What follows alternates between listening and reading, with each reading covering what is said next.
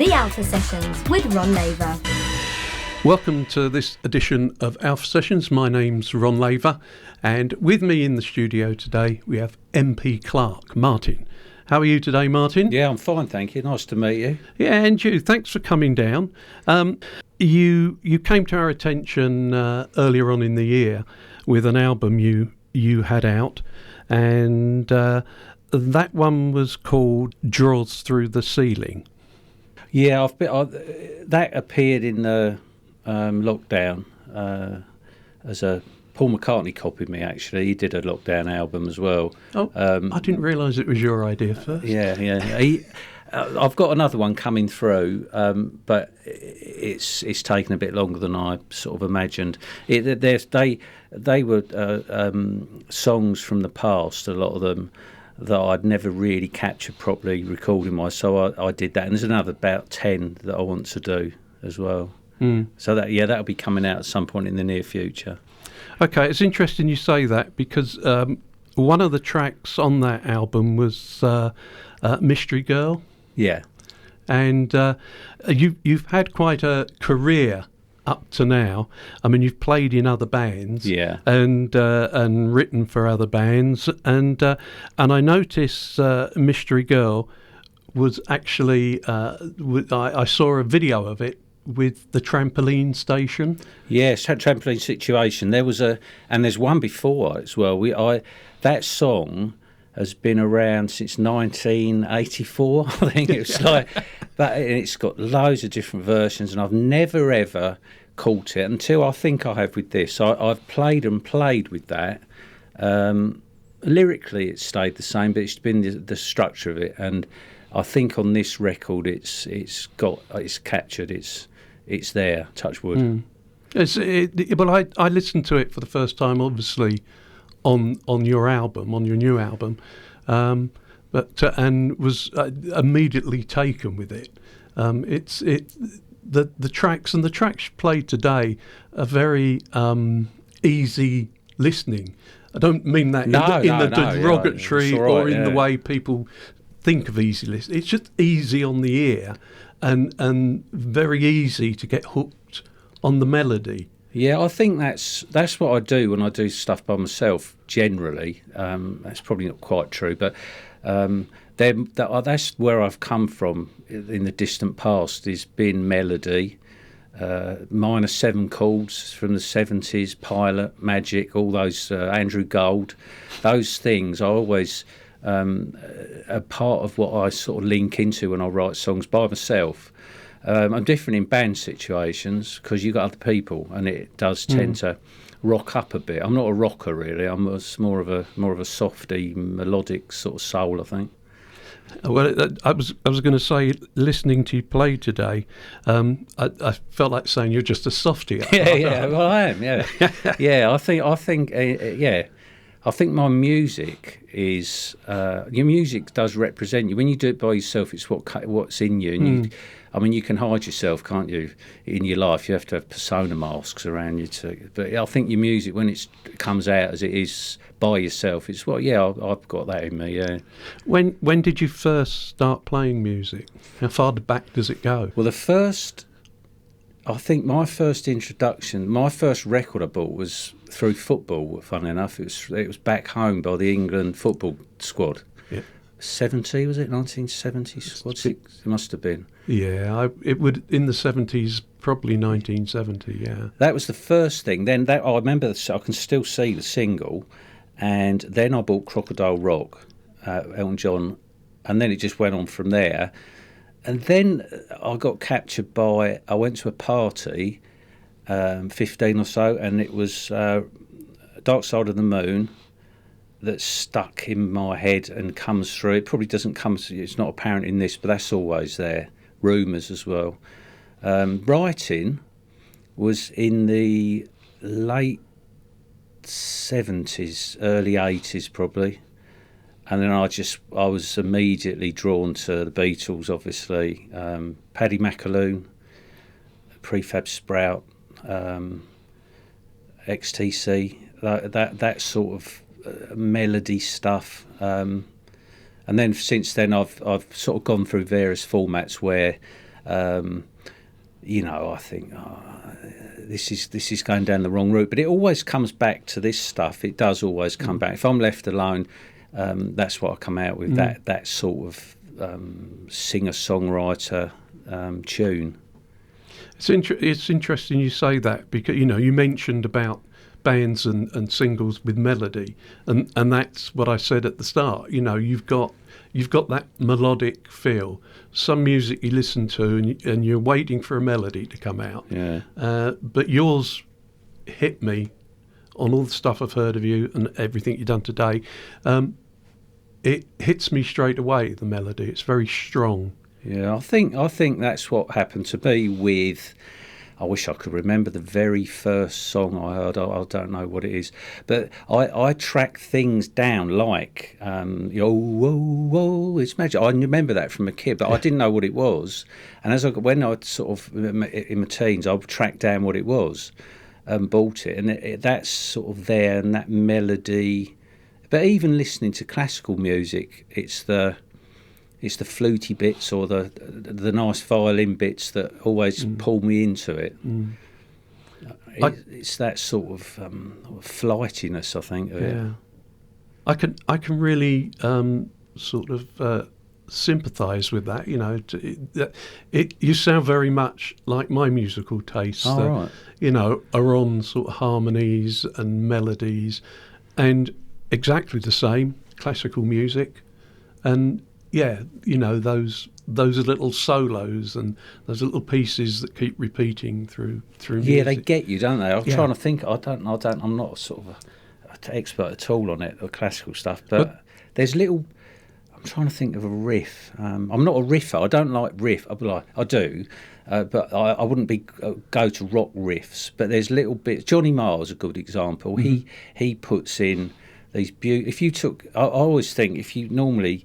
Like the Sex Pistols, if you took John Lydon out, it's not my sort of stuff. With him in it, it is. And the Smiths, if you took Morrissey out, the music still is very odd, I think. It's really interesting. It sounds like something from hundreds of years ago. The actually melodies in it. He's got some great stuff, I think. Okay, let's hear a track from you now. The first one you sang for us today, Is This What You Call Love? Tell me something about that one. That came from when I was at school, when you're forced to learn sort of poems and things, which I've grown to quite like now. But there was a poem by John Donne called The Flea, and our English teacher was great, and he used to talk, it was about love and the mingling of blood in a flea. And that always stuck with me. I thought, wow, what's that mean? We didn't really understand. And the concept of love stays, obviously, we you love your mum, you love your dad, you love your dog and your rabbit, and when you're a kid. And then as you get older, you try and work out what it is, or not maybe work out, but you experience it. And this is sort of trying to get both sides of it, because it's not always sort of up there as a positive thing. I think it links in with negative as well. So, yeah, it's a song about that.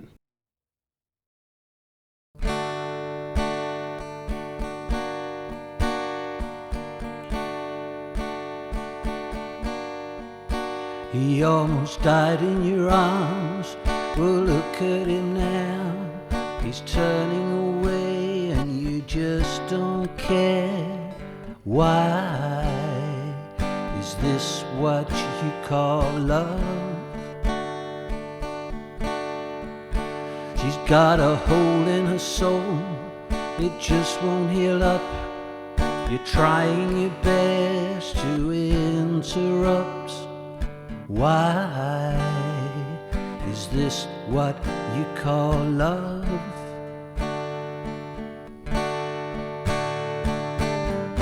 I cannot feel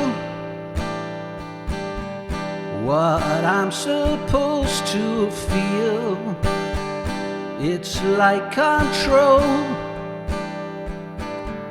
controlling when I will. Sit ever so tight with you on my right and them in our light, and cry every night Is this what you call love?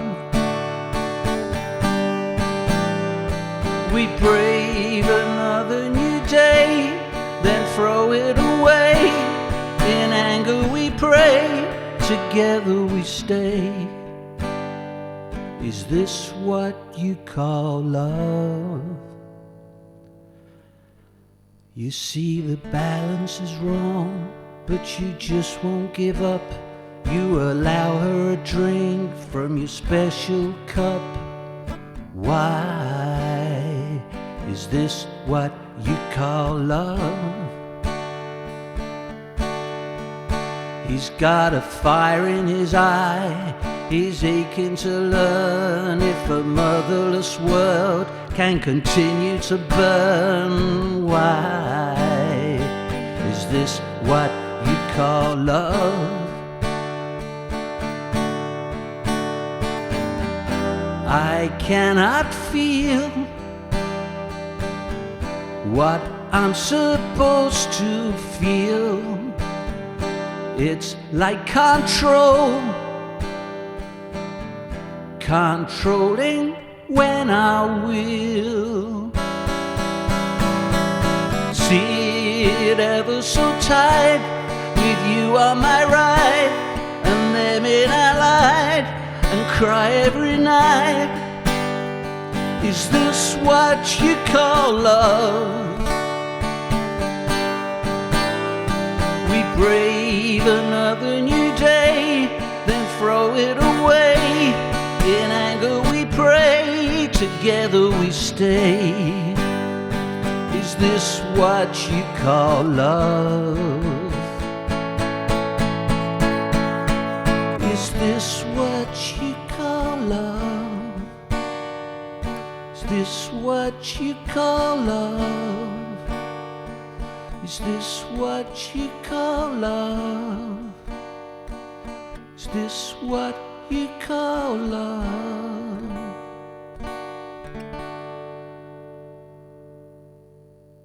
The Alpha Sessions with Ron Laver. You've played in a number of bands over the years. You're currently in a duo at the moment. Tell me something about the bands that you've been in, and you know what the scene is with your duo partner, and how that mixes in with what you're doing now as a solo artist.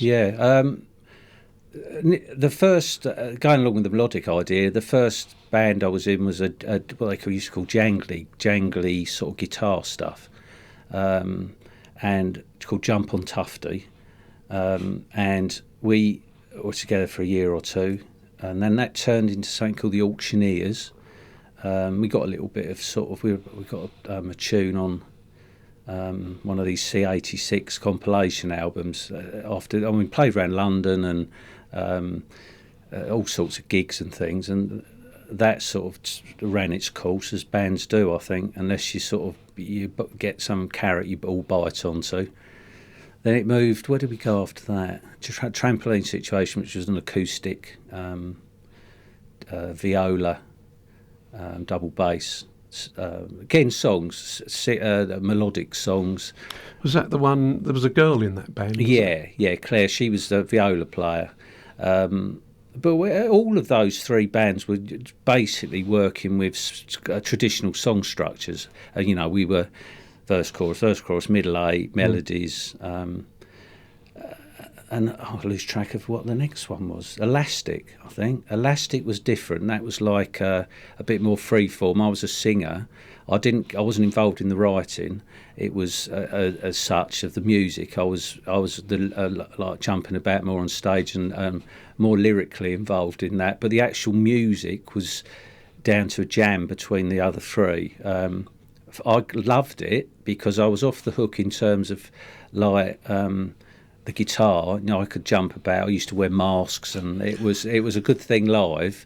But again, it ran its course. And then I met Mark, who I work with now. We've been together for 20 odd years in a thing called Those Men. And we've both got a sort of a link up with prog stuff. He likes and I like early Genesis, and he was recording a band I was in, and we got together, been friends since, and we musically joined, and he sort of pulls me along. He's a fantastic musician. He's I don't know why he's not a well-known bully. Locally is a bass player. He's a fantastic bass player. He pulls me along musically. He's a bit challenging in terms of I've got my sitting with the guitar, and he tends to, he'll put ideas in, pull that apart, put his bit in, and it's a good concoction, those men. And we've got something coming out next week, a record. What's that called?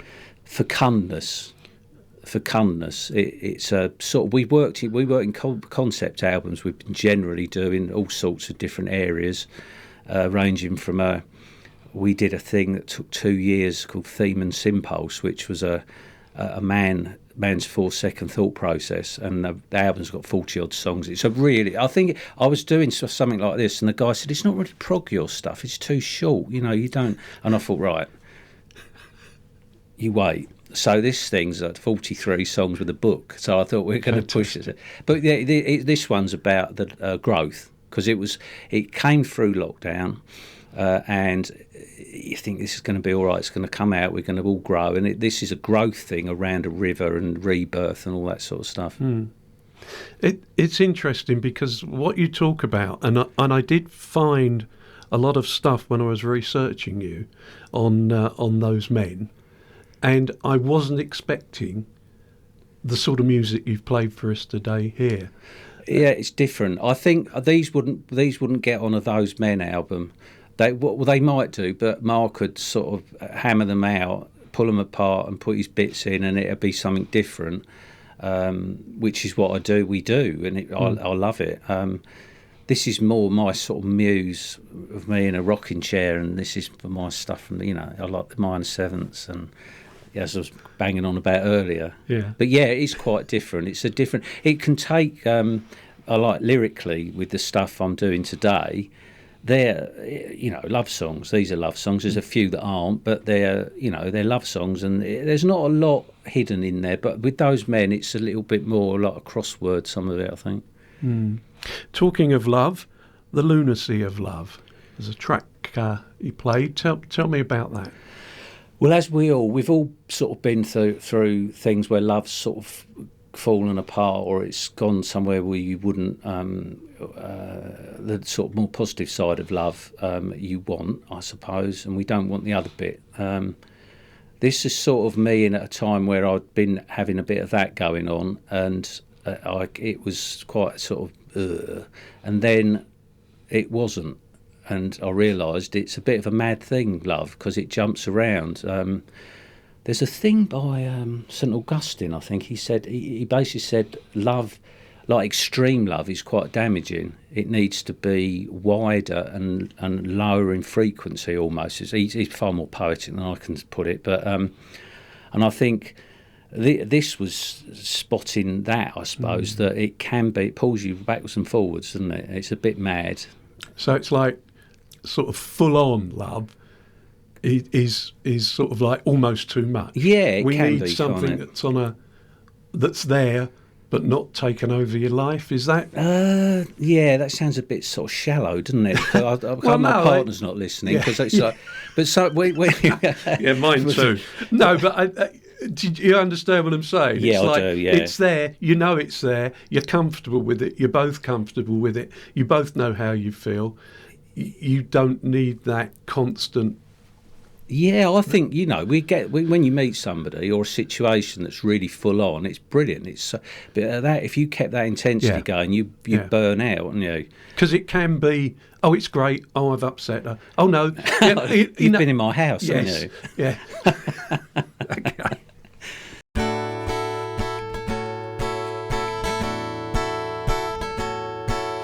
I kept it well away from things that I feel. Love is just a word, but not real. Then a sweet madness overturned every single thing that I had learned. I believe in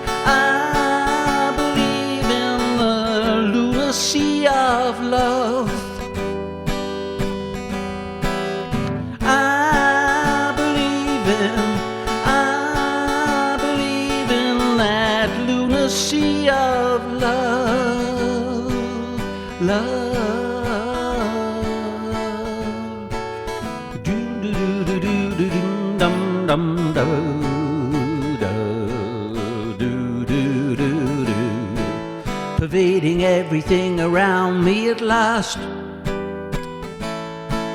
The energy of love puts life in my grasp. Suddenly the world's undone and free. At long last it's happened to me. I believe in that lunacy of love. I believe in that lunacy of love. There burns a fire inside of my soul, lifting and turning me to where I must go. Love is the empire in which I must live. I lose my sanity with every kiss. I believe in that lunacy of love. I believe in the lunacy of love.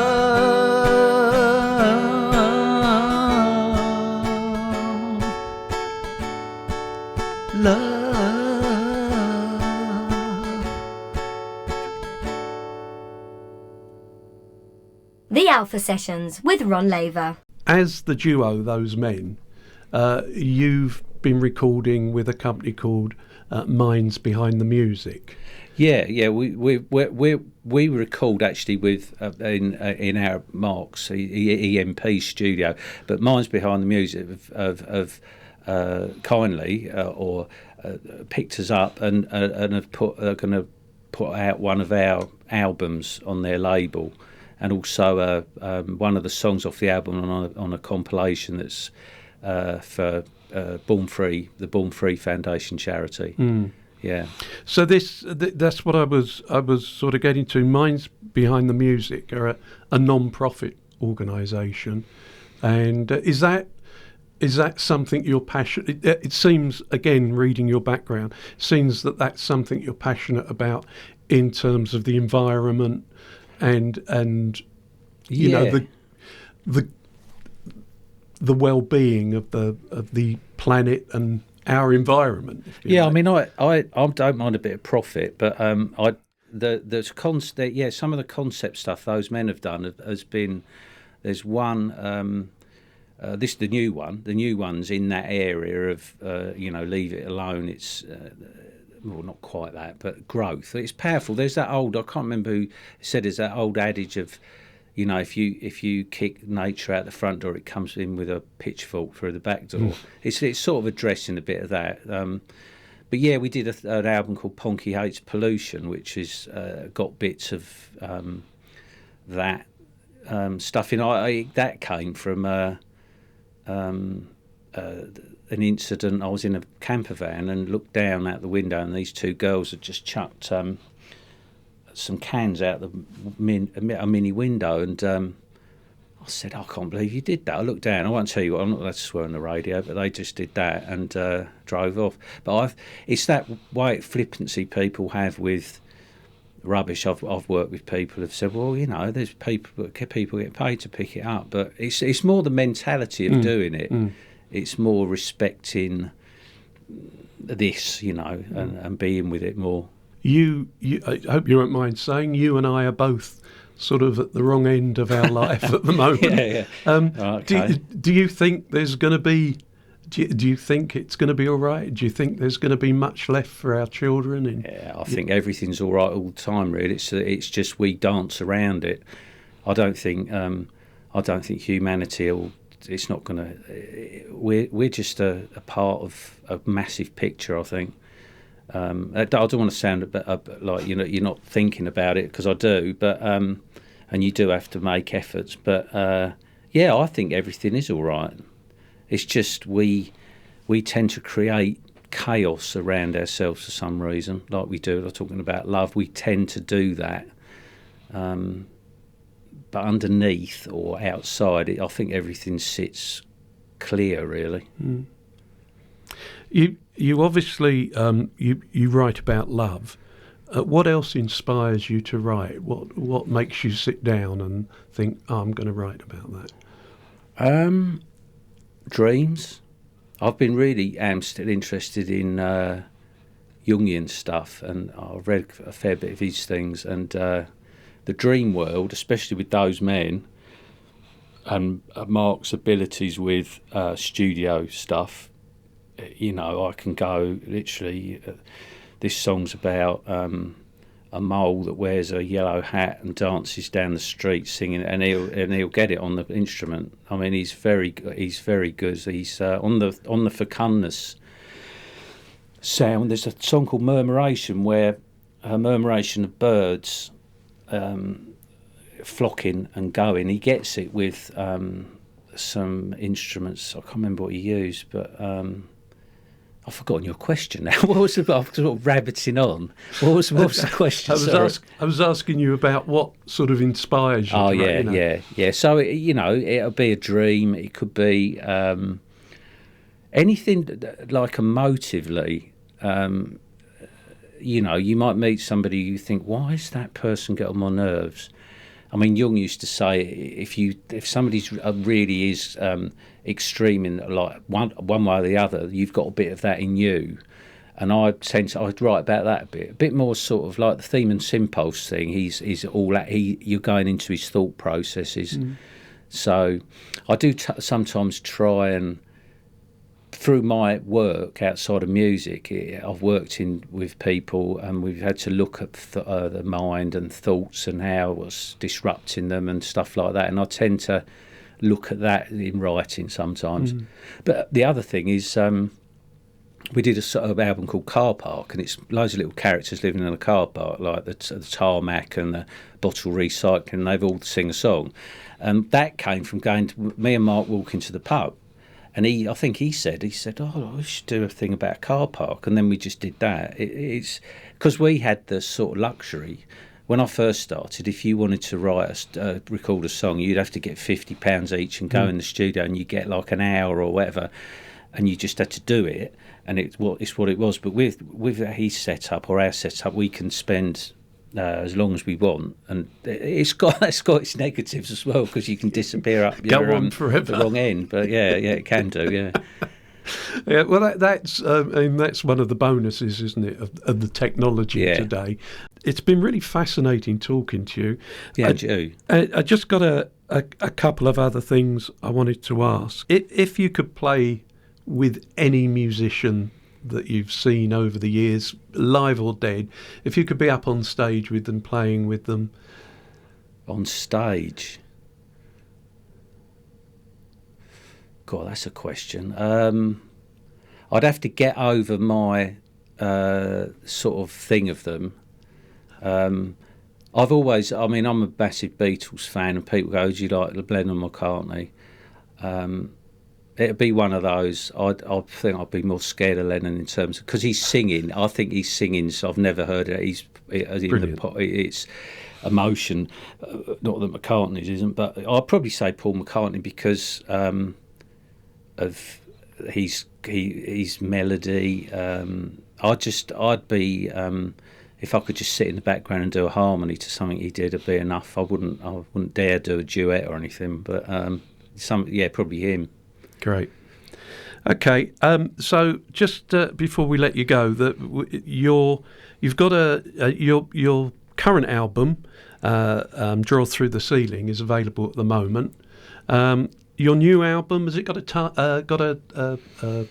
Yeah, I think it's Sifted. I think I was going to call it Sifted 2, right. TOO, because it was a sifting through past songs and trying to find the ones that. You might be somewhere and somebody goes, "Oh, I don't mind that one," or "I like that one." And the ones I'm fond of, and I've say about 20 odd or so, Sifted 2.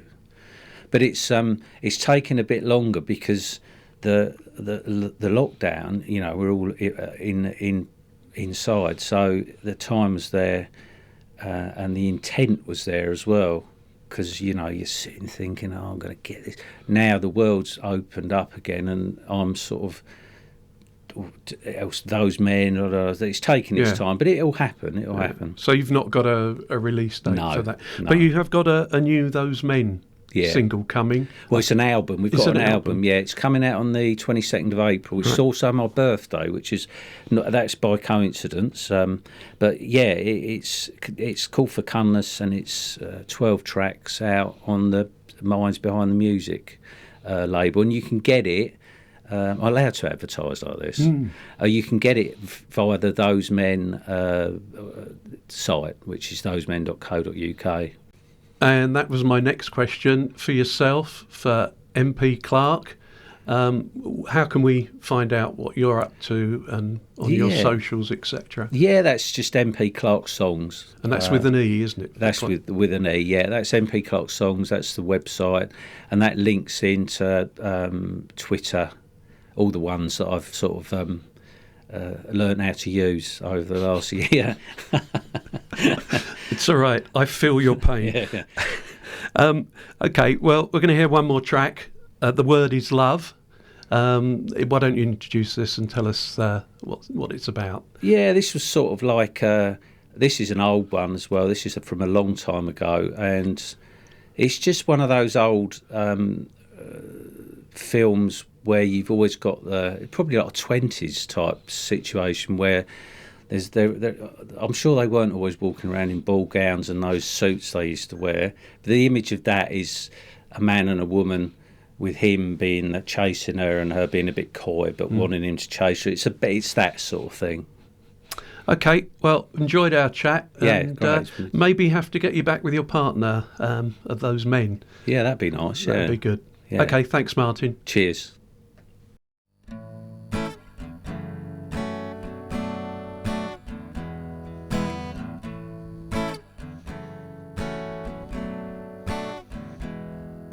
I've often wondered what it really meant. A word I'd heard in films and songs, it's always heaven sent. They see it in your eyes, or so they say. The memories of love will never fade away. Hand in hand under the moon, undying promises made to the stars above.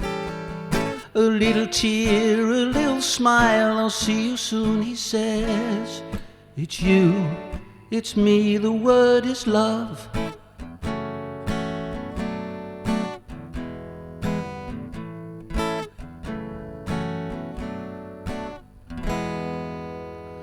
The hero meets the damsel, she's always in distress. And very often he will spill some wine upon her dress. She will say it's nothing, nonsense he'll reply.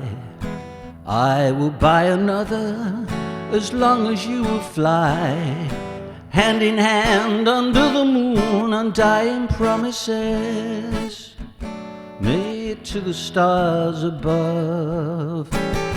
A little tear, a little smile, I'll see you soon, he says. It's you, it's me, the word is love.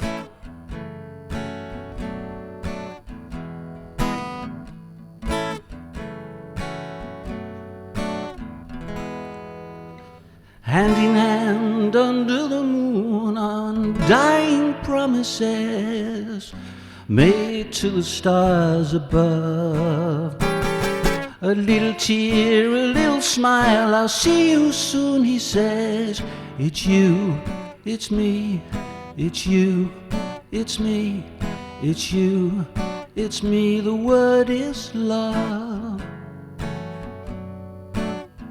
The word is love. The word is love. The word is love.